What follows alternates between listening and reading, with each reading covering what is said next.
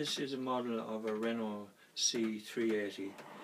It's a flatbed truck with ramps at the back, and the ramps can be carried in the upright position like this, or they can be lowered down into this position. And carried flat on the deck.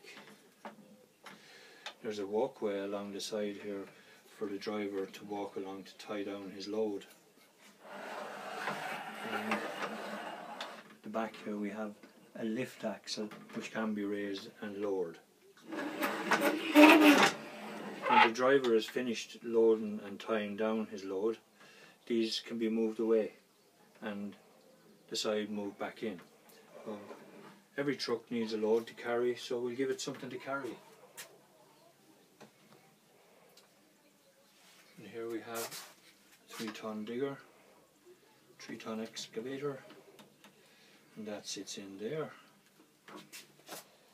And we have a snorkel articulated boom lift which can sit in here. And when the driver has him tied down, he can take away his walkway and push the guide rails back into place.